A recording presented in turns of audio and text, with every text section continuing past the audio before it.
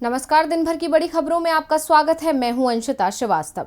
इस बुलेटिन में आज बात होगी यूपी चुनाव से पहले प्रियंका गांधी की प्रतिज्ञाओं की, योगी सरकार पर बीजेपी नेता के सवाल की। जानेंगे क्या कांग्रेस के साथ आएंगे वाम दल, राहुल गांधी ने सरकार पर लगाए कौन से आरोप। बात करेंगे अदालतों के इंफ्रास्ट्रक्चर को लेकर सीजेआई रमन की टिप्पणी की, यूपी में अब किस जगह का बदला योगी सरकार ने नाम, और बुलेटिन के आखिर में बात फेसबुक पर उठे सवाल की। लेकिन तमाम बड़ी खबरों से पहले एक नजर सुर्खियों पर। मुख्यमंत्री अशोक गहलोत ने लगाए मोदी सरकार पर आरोप, कहा विपक्षी दलों को डराती है बीजेपी, लोगों को सुशासन देने में विफल रही केंद्र सरकार।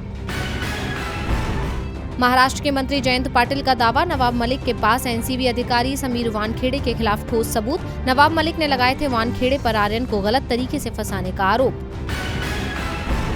सेंट्रल विस्टा में संस्कृत में होंगे राजनेताओं के नाम और पदनाम, काशी विद्वत परिषद के प्रस्ताव को केंद्र सरकार ने दी मंजूरी, संस्कृत में ही होगा सरकारी गजट का प्रकाशन। योगेंद्र यादव के निलंबन पर राकेश टिकैत ने दी पहली प्रतिक्रिया, कहा उन्हें छुट्टी पर भेजा गया है। लखीमपुर खीरी में बीजेपी कार्यकर्ता के परिवार से मिलने पर संयुक्त किसान मोर्चा ने किया है योगेंद्र यादव को सस्पेंड। सुर्खियों के बाद अब बात आज की सबसे बड़ी खबर की। यूपी विधानसभा चुनावों के लिए कांग्रेस ने पूरी ताकत लगा दी है। प्रियंका गांधी यूपी में ही कैंप किए हुए हैं। पार्टी ने उन्हें सीएम पद का उम्मीदवार भले ही घोषित नहीं किया हो, लेकिन कांग्रेस यूपी में प्रियंका के चेहरे पर ही चुनाव लड़ रही है। इस बीच आज प्रियंका गांधी ने बाराबंकी में कांग्रेस प्रतिज्ञा यात्रा को हरी झंडी दिखाकर रवाना किया। इस दौरान प्रियंका गांधी ने किसानों को लेकर बड़ा ऐलान किया है, जिससे सत्ताधारी बीजेपी सहित तमाम विपक्षी पार्टियां मुश्किल में फंसती दिख रही हैं। यूपी में हर दल किसानों का साथ हासिल करने की कोशिश में लगा हुआ है।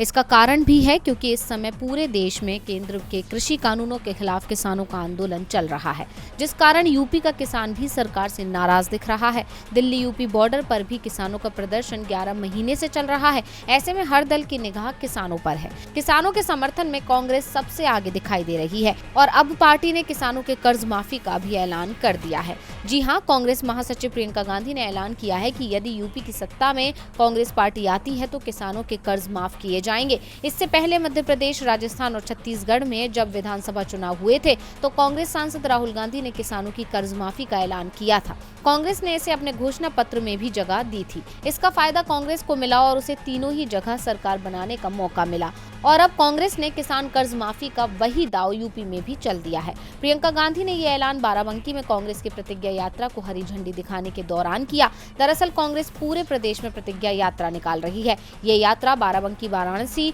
और सहारनपुर से शुरू हुई है। बाराबंकी में ऐसे प्रियंका गांधी ने हरी झंडी दिखाई। प्रियंका ने कहा कि यह प्रतिज्ञा यात्रा यूपी के युवाओं के लिए हमारे दृष्टिकोण और लक्ष्य को दिखाएगी। इसके अलावा कांग्रेस महासचिव ने पार्टी की प्रतिज्ञाओं के बारे में बताते हुए कहा कि महिलाएं जब तक आगे नहीं बढ़ेंगी, जब तक राजनीति में पूरी तरह से महिलाओं की भागीदारी नहीं होगी, तब तक जो समस्याओं से मेरी बहनें जो हर रोज लड़ती हैं, जिन संघर्षों का सामना करती हैं, वे समस्याएं हम कभी दूर नहीं कर पाएंगे। उन्होंने कहा 10 दिन के भीतर यूपी के अंदर हमारे पार्टी के नेता 4 यात्राएं निकालेंगे। इसमें ये 3 की शुरुआत आज है। एक यहाँ बाराबंकी से निकलेगी। इसकी शुरुआत करने के लिए मैं यहाँ आई हूँ। प्रियंका गांधी ने कहा हमारी प्रतिज्ञाएं हैं कि 40% टिकट महिलाओं को देंगे, लड़कियों और छात्राओं को स्मार्टफोन और स्कूटी देंगे, किसान का पूरा कर्ज माफ होगा, 2500 में गेहूं धान, 400 पाएगा गन्ना किसान, बिजली बिल सबका होगा हाफ, कोरोना काल का बकाया साफ, 20 लाख को सरकारी रोजगार। कांग्रेस की इन घोषणाओं को देखकर लगता है कि कांग्रेस इस बार पूरे दमखम के साथ मैदान में उतर रही है, जिससे सभी दल कमजोर पड़ते नजर आ रहे हैं। गौरतलब है कि कांग्रेस को यूपी की सत्ता से बाहर हुए 3 दशक से ज्यादा का समय हो चुका है। ऐसे में अब यूपी की सत्ता में वापसी का बीड़ा प्रियंका गांधी ने उठाया है। अब वो इसमें कामयाब हो पाएंगी या नहीं, ये तो आने वाला वक्त ही बताएगा। फिलहाल यूपी की राजनीति में प्रियंका ने हलचल मचा दी है। कांग्रेस महासचिव ने अपने घोषणा पत्र में किसानों का खासा ख्याल रखा है, क्योंकि अभी देश का सबसे बड़ा मुद्दा किसान बने हुए हैं और सभी दल उन्हें खुश करने में लगे हुए हैं, जिससे सबसे ज्यादा परेशान है बीजेपी, क्योंकि किसान बीजेपी से नाराज हैं। योगी सरकार से किसान तो नाराज हैं ही, लेकिन बाकी लोग भी कुछ खास खुश नहीं हैं, जिसका कारण है राज्य की कानून व्यवस्था, जिस पर बार बार सवाल उठते रहे हैं। और अब तो किसी और ने नहीं बल्कि खुद बीजेपी नेता ने यूपी की कानून व्यवस्था के जरिए सीएम योगी पर ही सवाल खड़े कर दिए हैं। यूपी में किसान परेशान हैं, वो सड़क पर हैं क्योंकि मामला खेतों की सुरक्षा का है। 3 कृषि कानूनों के लागू होने के बाद खेती की जमीन किसानों के हाथ से जा सकती है और कृषि कानूनों के खिलाफ किसान सड़क पर प्रदर्शन भी कर रहे हैं, लेकिन वो सड़क पर भी सुरक्षित नहीं हैं। बीजेपी नेता की कार कहीं से आती है और किसानों पर चढ़ा दी जाती है। प्रदेश में कानून व्यवस्था सवालों के घेरे में है। देश के गृह राज्य मंत्री का संसदीय क्षेत्र लखीमपुर खीरी का मामला हो या फिर यूपी के सीएम योगी आदित्यनाथ का गढ़ गोरखपुर का मामला हो, यहां की कानून व्यवस्था पर सवाल उठते रहे हैं। इससे पहले जब यूपी में कोरोना महामारी की दूसरी लहर आई थी, तब भी विपक्ष से ज्यादा सवाल बीजेपी के सांसद, मंत्री और विधायकों ने अपनी ही सरकार पर उठाए थे। कई विधायकों ने तो यहां तक कह दिया था कि अगर योगी आदित्यनाथ को सीएम पद से नहीं हटाया गया तो फिर बीजेपी सत्ता में वापसी की बात भूल ही जाए। वो बात अलग है कि योगी के सख्त तेवर देख बीजेपी का केंद्रीय नेतृत्व ये हिम्मत नहीं जुटा पाया और इसका नुकसान शायद बीजेपी को हो भी सकता है, क्योंकि यूपी में कानून व्यवस्था की स्थिति सवालों में आ चुकी है। योगी आदित्यनाथ की सरकार में गृह मंत्रालय मुख्यमंत्री खुद संभाल रहे हैं और अब उत्तराखंड की पूर्व राज्यपाल और बीजेपी की राष्ट्रीय उपाध्यक्ष बेबी रानी मौर्य ने योगी के मंत्रालय पर ही सवाल खड़े कर दिए हैं। बेबी रानी मौर्य ने योगी सरकार पर निशाना साधते हुए वाराणसी में आयोजित वाल्मीकि महोत्सव के कार्यक्रम में महिलाओं से कहा कि थानों में एक महिला अधिकारी और सब इंस्पेक्टर जरूर बैठती हैं, लेकिन एक बात मैं जरूर कहूंगी कि शाम 5 बजे अंधेरा होने के बाद थाने कभी मत जाना। अगर जरूरी हो तो अगले दिन सुबह जाना और अपने साथ भाई, पति या पिता को लेकर ही थाने जाना। जैसा आप जानते हैं कि राज्यों में पुलिस गृह मंत्रालय के अधीन आती हैं और जाहिर सी बात है कि बीजेपी नेता का बयान सीधे सीधे योगी आदित्यनाथ सरकार में बिगड़ती कानून व्यवस्था की ओर इशारा कर रहा है। दरअसल ये भी दावा किया जा रहा है कि बीजेपी यूपी में योगी आदित्यनाथ के विकल्प पर विचार कर रही है। पंजाब में कांग्रेस के दलित कार्ड के जवाब में बीजेपी की ओर से बेबी रानी मौर्य को आगे किया गया है, जो दलित हैं। इसके बाद सवाल उठ रहे हैं कि क्या बीजेपी योगी के विकल्प के रूप में बेबी रानी मौर्य को आगे बढ़ा सकती है। योगी सरकार पर सिर्फ विपक्ष ही नहीं बल्कि उनके अपने मंत्री और नेता ही सवाल उठाते रहे हैं, जिससे साफ है कि बीजेपी के अंदर कलह मची हुई है और इस कलह से बीजेपी कमजोर पड़ती दिख रही है। दूसरी ओर कांग्रेस तेजी से मजबूत हो रही है। दरअसल सीपीएम एक बार फिर कांग्रेस के साथ गठबंधन करने पर विचार कर रहा है। मार्क्सवादी कम्युनिस्ट पार्टी यानी माकपा की केंद्रीय समिति की दिल्ली में 3 दिवसीय बैठक चल रही है, जो रविवार तक चलेगी। इस बैठक में कांग्रेस से गठबंधन के साथ साथ पार्टी महासचिव सीताराम येचुरी के कार्यकाल पर भी विचार किया जाएगा। सूत्रों के अनुसार पोलित ब्यूरो में कांग्रेस के साथ गठबंधन करने को लेकर मतभेद है। केरल का गुट चाहता है कि बीजेपी के खिलाफ क्षेत्रीय दलों को साथ लेकर धर्मनिरपेक्ष गठबंधन बनाया जाए, जिसका नेतृत्व वाम दल करे। वहीं पश्चिम बंगाल के नेताओं के गुट का कहना है कि देश के सबसे बड़े विपक्षी दल कांग्रेस से गठबंधन के बिना कोई भी गठबंधन करना पार्टी के लिए अव्यावहारिक ही साबित होगा। ऐसे में राष्ट्रीय स्तर और क्षेत्रीय स्तर पर अलग अलग नीति बनाने की जरूरत है। पिछले हफ्ते ही सीपीएम की पत्रिका चिंता के एक लेख में केरल के मुख्यमंत्री पिनाराई विजयन ने लिखा था कि कांग्रेस विपक्ष की धुरी नहीं हो सकती। केरल को छोड़कर बाकी सभी राज्यों में कांग्रेस के नेता बीजेपी में शामिल होने के लिए पार्टी छोड़ रहे हैं और इसीलिए दोनों के बीच बहुत कम अंतर है। इससे पहले अप्रैल 2018 में भी हैदराबाद में आयोजित पार्टी की 22वीं केंद्रीय समिति की बैठक में बीजेपी और कांग्रेस दोनों को समान तौर पर देश के लिए घातक बताया गया था। अब देखना होगा कि खुद अपने अस्तित्व की लड़ाई लड़ते वाम दल भाजपा से मुकाबले के लिए कांग्रेस के साथ आना मंजूर करते हैं या फिर पहले की तरह अलग राह अपनाते हैं। इस बैठक में यह भी तय हो जाएगा कि वाम दलों में केरल और पश्चिम बंगाल गुट में कौन कितना दमदार है। माकपा की केंद्रीय समिति की 3 दिनों की बैठक में भाजपा को हराने की रणनीति के साथ साथ कांग्रेस को साथ लेने पर मंथन जारी है। देश में बीजेपी विरोधी गठबंधन बनता दिख रहा है। विपक्ष मोदी सरकार की घेराबंदी में जुटे हुए हैं। कांग्रेस नेता राहुल गांधी ने तो सरकार को नाकाम ही बता दिया। देखिए रिपोर्ट।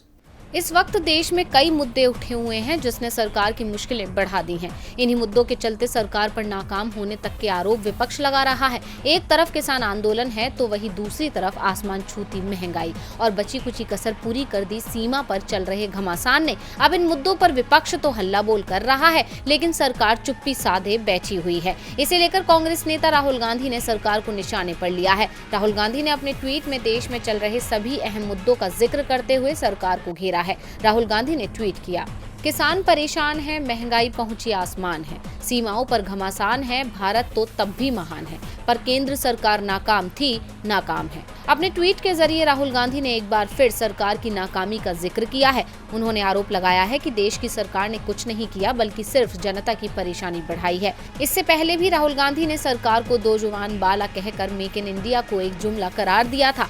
राहुल गांधी ने अपने ट्वीट के साथ एक रिपोर्ट भी साझा की थी जिसमें बताया था कि एक साल में भारत में चीन के आयात में 49% की बढ़ोतरी हुई है। दरअसल इस वक्त सरकार की चुप्पी उस पर भारी पड़ रही है, क्योंकि एक तरफ देश के किसान कृषि कानून को रद्द करने की मांग को लेकर पिछले 11 महीनों से आंदोलन कर रहे हैं, वहीं दूसरी तरफ आज भी पेट्रोल डीजल के दाम में इजाफा हुआ है। इसके अलावा चीन के साथ भी भारत के संबंध अभी दुरुस्त नहीं हुए हैं। अब इतने सारे मुद्दों पर सरकार की चुप्पी के बाद तो विपक्ष की तरफ से आरोप लगना लाजमी है।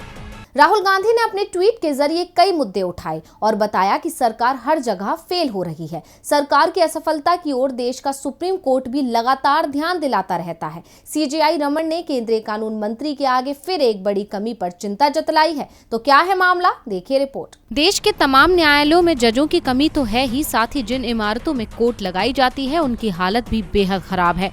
कोर्ट की कई इमारतें तो अंग्रेजों के जमाने में बनाई गई हैं, कई की हालत तो बेहद खराब हो गई है। इसे लेकर मुख्य न्यायाधीश एनवी रमन ने चिंता जताते हुए कहा कि आज भारत में लोगों की यह मानसिकता है कि अदालतें बेहद खराब इमारतों के बीच ही संचालित होती हैं। सीजेआई ने ये सभी बातें बॉम्बे हाई कोर्ट के औरंगाबाद बेंच के उपभवन के उद्घाटन के मौके पर कही। उस समय कानून मंत्री किरेन रिजिजू भी उनके साथ मंच साझा कर रहे थे। सीजेआई रमन ने केंद्रीय मंत्री से मांग करते हुए सुनिश्चित करने का भी आग्रह किया कि संसद के शीतकालीन सत्र में राष्ट्रीय न्यायिक अवसंरचना प्राधिकरण की स्थापना का प्रस्ताव लाया जाए। सीजेआई ने कहा कि देश की 26% अदालतों में महिलाओं के लिए शौचालय नहीं है, जबकि 16% अदालतों में पुरुषों के लिए शौचालय नहीं है। मुख्य न्यायाधीश ने कहा कि देश के 46% कोर्ट कॉम्प्लेक्स में शुद्ध पीने के पानी की व्यवस्था नहीं है, केवल 5% कोर्ट कॉम्प्लेक्स में मेडिकल सुविधा है, लगभग 50% न्यायालय परिसरों में लाइब्रेरी नहीं है। सीजेआई ने कहा कि लोकतांत्रिक समाज के लिए न्यायालयों का होना बहुत आवश्यक है।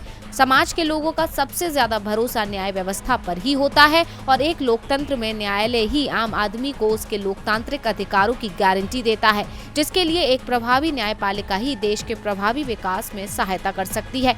सीजेआई ने उन भवनों पर चिंता जताई है जहां अदालतें लग रही हैं और जर्जर हालत में पहुंच गई हैं। इन इमारतों को बदलने की जरूरत है। अब कोर्ट की इमारत कब बदली जाएगी ये तो सरकार ने साफ नहीं किया, लेकिन योगी सरकार ने ये जरूर साफ कर दिया कि नाम बदलने की उसकी नीति की रफ्तार सुस्त नहीं होगी। तो अब कहां का बदल गया नाम, देखिए खास रिपोर्ट। फैजाबाद जिले का अयोध्या नाम देने के बाद अब योगी सरकार ने फैजाबाद रेलवे स्टेशन का भी नाम बदल दिया है। फैजाबाद रेलवे स्टेशन का नाम अब अयोध्या कैंट करने का फैसला लिया गया और जल्द ही इसे लेकर अधिसूचना भी जारी हो जाएगी। भारत सरकार की भी इसे लेकर स्वीकृति मिल गई है। अब यह स्टेशन अयोध्या कैंट के नाम से जाना जाएगा। मुख्यमंत्री कार्यालय की तरफ से इस बात की जानकारी दी गई है। इससे पहले 2018 में योगी आदित्यनाथ ने घोषणा की थी कि फैजाबाद को अयोध्या जनपद के नाम से जाना जाएगा। 6 नवंबर 2018 को मुख्यमंत्री योगी आदित्यनाथ की अध्यक्षता में उत्तर प्रदेश कैबिनेट ने फैजाबाद जिले का नाम बदलकर अयोध्या करने और जिले के प्रशासनिक मुख्यालय को अयोध्या शहर में स्थानांतरित करने को मंजूरी दे दी थी। इससे पहले इलाहाबाद शहर का नाम प्रयागराज कर दिया गया है। उत्तर प्रदेश में जगहों के नाम बदलने की कवायद लगातार जारी है। बीते दिनों अलीगढ़ की जिला पंचायत ने अलीगढ़ का नाम हरिनगर करने का प्रस्ताव सरकार को भेजा था और अलीगढ़ एयरपोर्ट का नाम बीजेपी के कदावर नेता कल्याण सिंह के नाम पर रखने का भी प्रस्ताव सरकार को भेजा जा चुका है। ऐसे ही चूड़ियों के लिए मशहूर फिरोजाबाद जिले का नाम राजा चंद्रसेन के नाम पर चंद्रनगर करने का प्रस्ताव यहाँ की जिला पंचायत ने सरकार को भेजा है। इसके अलावा मैनपुरी का नाम मयन नगर करने का प्रस्ताव भी वहां की जिला पंचायत ने मुहर लगाकर सरकार के पास भेजा है और सरकार जल्द ही इस पर फैसला कर सकती है। और बुलेटिन के आखिर में बात फेसबुक पर उठे सवाल की। सोशल मीडिया पर लगाम लगाने की कोशिश सरकार लगातार कर रही है। इसे लेकर विपक्ष सवाल भी उठा रहा है, लेकिन सोशल मीडिया के कंटेंट के नाम पर उसे दबाने की कोशिश रुक नहीं रही है। इसका इस्तेमाल केंद्र सरकार लंबे समय से कर रही है और अब इस बात का भी खुलासा हुआ है कि दिल्ली विधानसभा चुनावों के समय सरकार के दबाव में फेसबुक ने एक पार्टी का खुलकर पक्ष लिया था। फेसबुक लगातार विवादों में घिरा हुआ है और अब आरोप लग रहे हैं कि सरकार खुद के फायदे के लिए फेसबुक का इस्तेमाल करती है। यानी फेसबुक सरकार के दबाव में ही काम करता है और सरकार के लिए ही काम करता है। और ये आरोप किसी और ने नहीं बल्कि खुद फेसबुक की एक कर्मचारी ने लगाया है। दरअसल डेटा साइंटिस्ट के तौर पर काम कर चुकी कंपनी की पूर्व कर्मचारी ने कई बड़े खुलासे किए हैं, जिससे फेसबुक और सरकार दोनों पर ही सवाल खड़े हो गए हैं।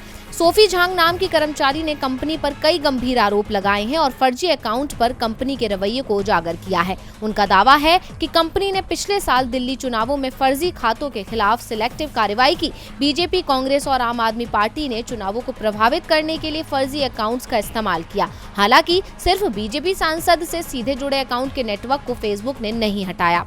सोफी ने कहा कि हमने 5 नेटवर्क में से 4 को हटा दिया। 5वें नेटवर्क को भी हम हटाने वाले थे, लेकिन आखिरी मौके पर हमने महसूस किया कि यह बीजेपी के एक बड़े नेता से जुड़ा था। वे लोकसभा सांसद भी हैं। इस पर मुझे किसी से जवाब नहीं मिला कि इस फर्जी अकाउंट के साथ क्या करने वाले हैं। उन्होंने कहा कि उन्हें 2019 के आखिर में 4 फर्जी नेटवर्क मिले।